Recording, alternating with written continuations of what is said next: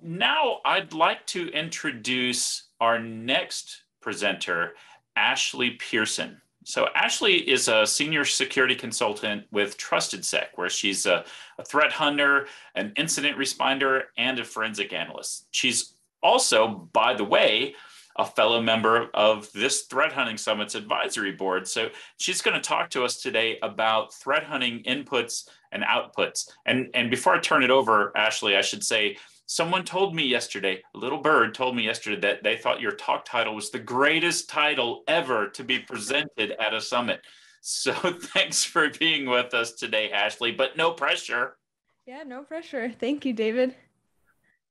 Awesome. Well, like David said, my name is Ashley, and I'm going to be talking to you guys today about all of the ins, the outs, and the what have yous of threat hunting. So I don't know, everyone. Threat hunting is a very complicated case. There's a lot of ins, a lot of outs, a lot of what have yous, and a lot of strands to keep in our head during this talk. So like David said, my name is Ashley, and I am a professional foster failure. I have 4 wonderful pets. My husband and I lovingly refer to them as our garbage pets that we have rescued from different states. Actually, at this point, we've kind of been collecting animals. I have 3 cats and a dog that you can see there. And I have very recently started as a security consultant with TrustedSec. I mean, very recently, like this is my first week. So hello, everyone from TrustedSec, if you are watching. And like I mentioned last year, I am a certified nerd. I've kind of been running around Pokemon collecting certs, as I like to call it, throughout the couple of years that I've been in InfoSec. I've also listed my Twitter. I'm usually pretty active on there, but I've been really busy lately. So you can hit me up on Twitter and I should be able to answer any questions that you have. I also have a blog, but fair warning about the blog, unlike all of my little potato pets over there, it is very neglected. So I'm going to try to hop on being a little bit more active with my blog. So just to kind of dive right into the talk here, this talk is going to be organized mostly around the threat hunting maturity model, also by none other than David Bianco.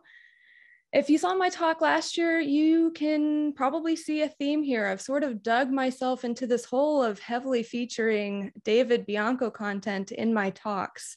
So David, hopefully I do you justice during this talk. And also I'm gonna need some more material if I do any more of these talks. So I'll be hitting you up in the future probably. If you haven't seen this maturity model before, again, this is the threat hunt maturity model. This essentially outlines the spectrum of maturity hunting teams, individuals, or even organizations as they progress through this sort of like initial starting point up until we get to that heavily automated and data source rich sort of environment that Chris was actually just talking about with his new tool. You're eventually hoping to get to the point that he was talking about where you've automated so much of the sort of low-hanging fruit hunts that you free up that time exactly like they were just talking about. So you can focus on more complex hunts within your environment. And it's not necessarily that there are hard set rules involved with threat hunting. Like I'm sure we've all heard that very book sounding definition of what threat hunting is. And, you know, it's hypothesis driven and it's an iterative approach to doing this. So it's not necessarily that there are rules, but sometimes it sort of feels like there might be rules. Like a lot of times when I look at blogs or I read white papers, or even if I'm watching, you know, some of the talks from even this summit or other webcasts out there, it feels like a lot of the talks are geared towards 2 pretty polar opposite ends of the spectrum. You're either a maturity level 0, where you're still sort of in the, like, I've heard of threat hunting, but what exactly is it? Or, you know, centralized logging, never heard of her before. Or you're at that point that Chris was just talking about, where you're looking at automating a lot of those pyramid of pain, like low hanging fruit things. You're already pretty mature, you know what you're doing. It seems like you're only running advanced hunts at that point. And I know it feels like sometimes that rule is, if you're not at maturity level 4, you're automatically at 0. Like, you're not a real threat hunter if you're not automating everything. Like, you're not really doing threat hunting. You're too reactive. Like, you can't be in our club. Sometimes that's the impression I get by, I guess, just my own perceptions of the things that I'm reading and seeing online. And it feels kind of black and white and pretty hard set. Like I said, like polar opposites, no gray area, right? But that leaves like a huge spectrum here in the center that I feel like sometimes can be pretty underrepresented in the community, which is kind of where I want to focus on in this talk. I kind of want to look at this area here in the middle of the maturity model, right? You're at a point where you definitely know what threat hunting is. You want to start moving to be more proactive. You want to start generating hypotheses. You want to start looking for bad. But, for a variety of reasons, you may not know exactly how to get started. You or your team or even your organization as a whole just may not be ready to jump right in and start automating and looking for bad in those sort of mature ways that we talked about. And that's nothing really to be ashamed of. That's sort of the old adage of learning to crawl before you can walk, before you can run, right? So I kind of want to focus on this sort of like crawling stage here in the center. And it seems sort of simple, but when I was first venturing into threat hunting, and I don't know if I'm alone in this, but I felt extremely discouraged at some points because I would see all of these other teams talking about these hugely complex threat hunts that they would execute. I would read their white papers, I would look at their blog posts, and I would just kind of sit there and go, like, where do I start? Why can't I be at that level? I don't like, what's the point in starting if I'm not going to be like that, right? It felt like a lot. The bar felt so high, and I didn't know how to get to that bar or how to define a successful or, quote unquote, finished threat hunt, right? And if you can't even communicate that to yourself or within your own team, that means that you may have difficulty explaining those things to your leadership or C-level executives, and you might not be able to quite as effectively communicate the good that you are doing on your threat hunting team. So I know I always felt a little lost in this sort of like foggy middle area of threat hunting. So just to start things off, I do want to talk about the inputs. You've probably heard a lot of them in the talks that have been going on so far the past couple of days. So a lot of it might seem like sort of like a review of things that we've already gone over, but I think they're important to talk about nonetheless. This first one here, framework-based hunting. All of us, I'm sure at this point, have heard of the MITRE ATT&CK framework, right? This is especially useful if you're pretty new to threat hunting and you're looking for a specific exploit or vulnerability, or even some outlines of some TTPs to get you started, right? This is actually where I would send new people who joined my team. I would send them to go look at MITRE, look it over, see if there's anything that kind of sparked interest to them that they may be interested in taking a look at, to help not only give them a starting point, but if you look at a technique on the MITRE ATT&CK framework, it gets those wheels turning in your head to ask the right questions that you might need on a hunt. And to be honest, even after being on a threat hunting team for a decent amount of time, I would occasionally turn back to framework-based hunts to run things like sometimes the creativity juices aren't flowing, sometimes there's no new exploits going on, and sometimes it's just good to review these and make sure that you still don't have any blind spots. So the reason I refer to this like threat hunting maturity model as a spectrum is because you can kind of move up and down the spectrum. It's sort of like a living spectrum, not necessarily like a static spectrum, right? There's no reason why, if you're an overall pretty mature 4-level team on that scale, that you can't execute a threat hunt that may be a bit lower on the scale. So some of these attack techniques, like I said, they'll give you a start, but they won't necessarily tell you exactly how to find it or what sources you may need. So some of those questions that I think are helpful in getting those like creative juices flowing are like, what data sources do I need to find this? Do I need network traffic? Do I need full packet capture? Do I need endpoint logging? What tools do I need to get those data sources so that I can analyze them on the back end?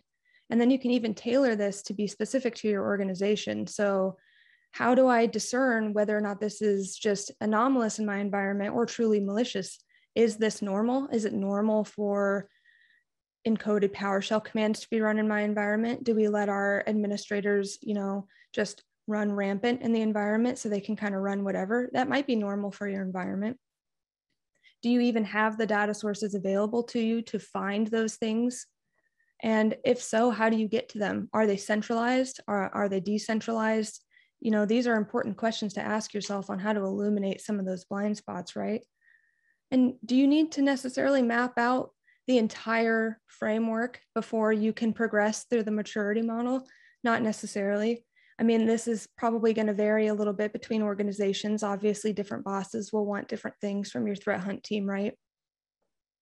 But the MITRE framework is so ubiquitous nowadays that I also find it extremely beneficial for communicating the things that I'm looking for or the things that I have found to upper management in my organization, because it lays it out in such an easy to digest fashion that it just is beneficial no matter what, in my opinion, to map some of the things that you find to this framework.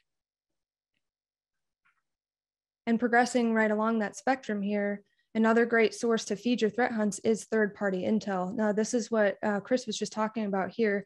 This can be a combination of reactive and proactive, right?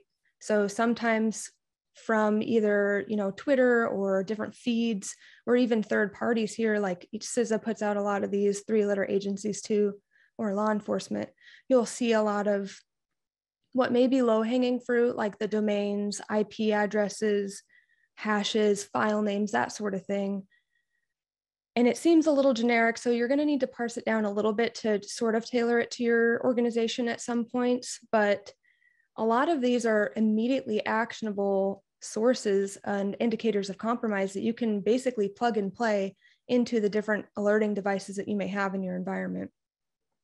Which, this is sort of a controversial opinion within the threat hunting spectrum, but these IOC sweeps, as they're called, where you get third-party provided IOCs from someone and then search for them within your environment, this can fall under threat hunting. If anything, maybe towards the left side of the spectrum there, but they do give you a really solid starting point for your threat hunts, right? You can look for some of these IOCs and then branch out from there. Start looking for surrounding events or similar events that are exhibiting this anomalous behavior and maybe didn't get flagged by any of your detection capabilities, right? Or even the intel sources you're using. Maybe there's something that looks exactly like definitelybad.com, but isn't called that. And so it wasn't provided to you in that intel. So you put all of this data into whatever detection capabilities you have, but do these devices retroactively detect those new IOCs? Is your AV already set to periodically scan your systems based on new information that you're entering? What about your EDR? Do you have these types of tools in your environment? And what about network monitoring? If you enter in all of those new domains and IP addresses, is it going to automatically retroactively detect connections to any of these? And if the answer is no, or if you're unsure and you need to validate it, I would really recommend running one of these IOC sweeps and just doing like a quick once over to check and see, validate a past and present state of your environment to see if maybe something didn't flag. And then that detection logic that you've created from this third-party intel can then be used for future alerts and future instances, right? So it's, like I said, a little bit of proactive and a little bit of reactive. Yes, you have been alerted to some of the IOCs, but can you make it a proactive endeavor? I think that it's sort of in the middle there, just like the maturity spectrum as a whole, right? And then this last input, the internally generated hunts, that's kind of what we've always referred to them as on my teams. Instead of looking for intel that has that low-hanging fruit, it's going to be things that require a bit more work. So proof of concepts are super popular on Twitter, especially that's where I have always had good luck finding them, or Reddit or other sources, right?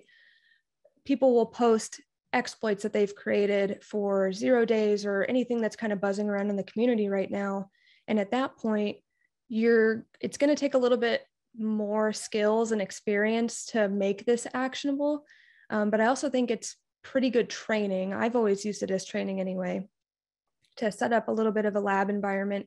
And it doesn't have to be crazy, but you are going to have to run these exploits in your environment and extract your own IOCs and perform your own analysis to get to the point where you have that nice presentable list of like actionable IOCs, right?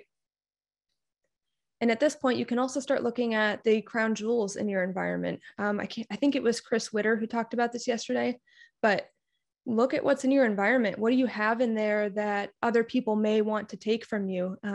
What operating system is on there? What services are running on there? Is it public facing? Is there anything that may happen on that system that's abnormal that you may be able to take a look at and see if you can find anything that's a worthwhile hunt for, right?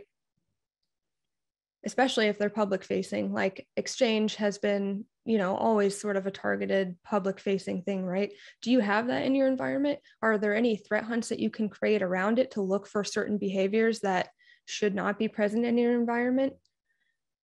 You can also do this pattern-based anomaly detection as well. This can consist of a bunch of different things, least frequency analysis, or domains and IPs that have a low number of connections that is to a domain that you typically don't see activity going to, or even high connections. Is there someone in your environment who's within the last month just constantly pinging either a domain or an IP address that you have just never seen before in your environment? It doesn't look like it fits any naming conventions. The IP space is in a geolocation that is completely abnormal for your environment. And then you can start looking at things like bytes in versus bytes out. Do you see a low level of traffic going out and then a high level traffic coming back? Maybe they're pushing tools to certain boxes, or the opposite. Maybe they're pinging out to do that C2 communication, and then all of a sudden you see a ton of data leaving your environment and they're exfilling things. Those are some of those pattern matching things that I was talking about. Large amounts of egress traffic versus ingress traffic, that sort of thing. And then there's also long tail analysis too, where you can look for regular intervals or patterned connection times. Those are different things that you can look for as well. As far as the endpoint goes too, basically what this is saying is take that intel and those TTPs that you've found in the wild and start looking inward at what you have, right, to make it more applicable to your environment. You want to look for abnormal process relationships, protocols, user activity, endpoint activity, services and applications that are behaving strangely in your environment. Some of this doesn't need to be environment specific, but it'll help tailor out a lot of that normal noise, right? And in fact, a lot of great examples were provided yesterday, definitely. The keynote had a lot of really good examples of this. Like I said earlier, Christopher Witter's talk had a lot of really, really good examples that go a little bit more in depth than what I did. So now that we've kind of taken a look at some of the inputs, how do you know when you're finished? What are some of the outputs that you may expect from a threat hunt?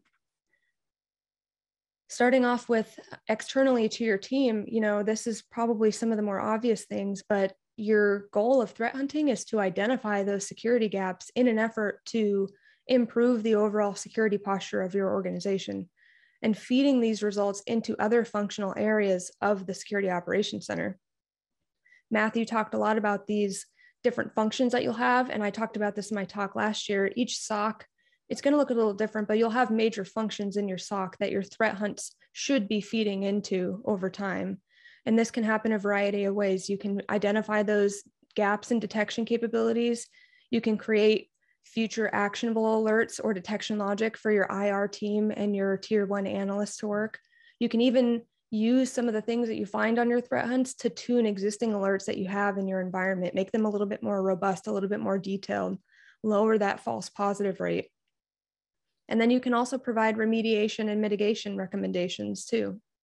Not just external if you happen to be in like consulting, but also internal too. Like I said, tuning those alerts, that's an easy mitigation or remediation, right? And these can be proactive and reactive mitigations. So for example, if you're doing a threat hunt and you find, pass the hash or silver ticket or any one of those super fun Kerberos-based attacks, you can recommend to proactively begin resetting the KRB TGT password as part of routine maintenance, right? But you can also suggest, in a reactive fashion, like, hey, we identified all of these accounts or these services that may be compromised. Let's, reset all of those hashes too, reset some user passwords depending on your environment. And as far as internally goes, after each threat hunt, I highly recommend sitting down and going over lessons learned. You want to find gaps in knowledge, gaps in experience, and even capabilities within your own team. Are there any single points of failure in your team that were identified during the last hunt that you ran? And then any improvements that you can make to the reporting stages or the execution stages. All of these are really good things to take a look at to improve internally, which will then help improve the things that you're able to push externally to the team as well. And then the biggest overlap here, threat hunts are great training opportunities. Did you find something new? Teach other people in the SOC about it. That way they know what's going on too, or what to do when they come across an event that's similar to this. If you've created new detection logic, tell people about the same thing. Hey, if you get this alert that was created as a result of the hunt, here's, some of those things that you may need to look at on the box to validate that alert. Share your lessons learned, write as many or as much detail into your reports as possible to make that detection logic much more robust, and then make the training easy to consume for other people within your security operations center. It doesn't need to just stay internal to the threat hunt team where you're like, okay, we'll teach each other what we learned. No, push that out to other areas too. Other people are interested in sort of, even, quote unquote, unsuccessful hunts. Those can still be used as really good training opportunities for security analysts. And like I mentioned, all threat hunts, regardless of whether or not they quote unquote find bad, can be integrated into feedback channels within your operations center. You can identify a security gap or a blind spot in your security without necessarily, bolstering that with known bad malicious activity that you found. Finding a data source that you're lacking, that is also a good takeaway from a threat hunt. That's not necessarily finding bad.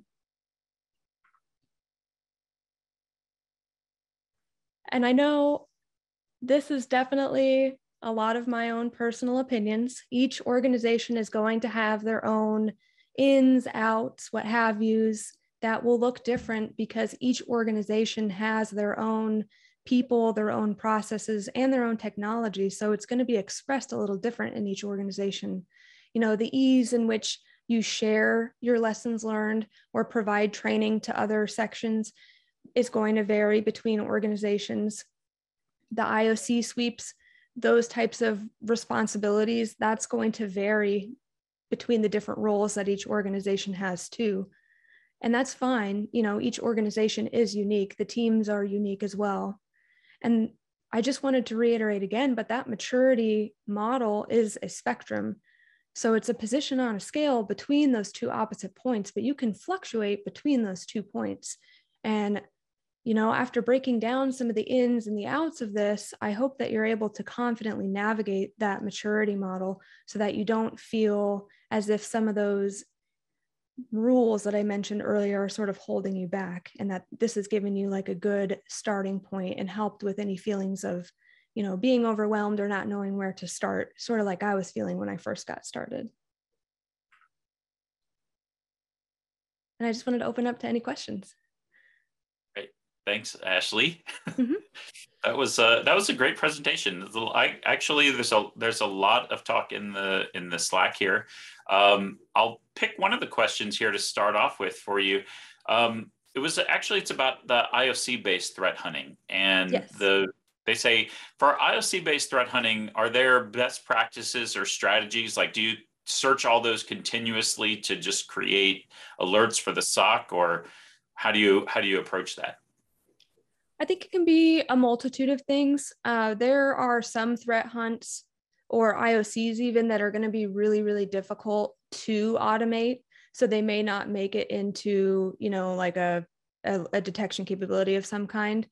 Personally, we always just entered them into whatever tools we had that seemed fitting at the time, and then would do a quick sweep across the enterprise and then just rely on whatever automated process we had after that. Okay. I have another one here. Technically, this was someone in the Slack was asking the other participants in the Slack, but I'd like to know what your take on this is. A lot of orgs have threat hunting. Some of them do it internally, and some of it do it like a managed third-party hunting. I was just curious, do you have thoughts about the usefulness or the of the third-party hunting, and like, are there certain types of organizations that are, better served by third-party hunting, or even can you start off one way and transition to the other way? Sure. I don't see any reason why you couldn't start off one way and then transition to another way. If you're sort of unsure about where to start or how to integrate threat hunting into your organization, I don't see any reason why you couldn't, consult a third party either to get training internally or to get that service started initially. And then once you either hire on the skill sets necessary or you maybe get some additional capabilities, I don't personally see why you couldn't eventually transition into having that in-house threat hunt program. Do you think you could get like equivalent value out of both either internal or external threat hunting?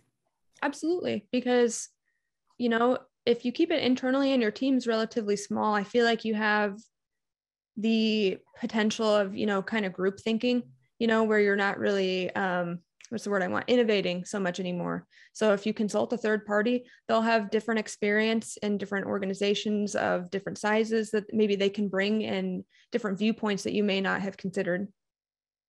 Okay. And I guess the final question that I had was really about, I don't know, I don't like to use the word failed hunts or the phrase failed hunts, but you mentioned, I think even in your talk's abstract, you mentioned that, hunts with no results may not be necessarily failed hunts. Do you have some examples of some value that you've received or that you've seen others receive, even though technically, quote, the hunt failed? Yeah, I also try not to refer to them as failed hunts. I've seen others in some organizations where they're like, oh, you spent 2 weeks doing a threat hunt and you didn't find bad, you failed. But in my experience, I think I said this in my talk, I can't remember, but even identifying missing data sources or things like if you have a little bit of centralized logging, but maybe I think Kerberos is a good example. If you're not shipping Kerberos logs there, identifying that you are missing that data source during the threat hunt, like, did you find bad? No, but you still found a blind spot in your organization, and that may help with future hunts as well. Okay. Yeah, that makes perfect sense. Thank you. Well, thank you very much. I thank you for sharing your opinions, man. I appreciate it very much. And I know that there's a lot of people waiting to talk to you in your hallway Slack. Thank you so much, David.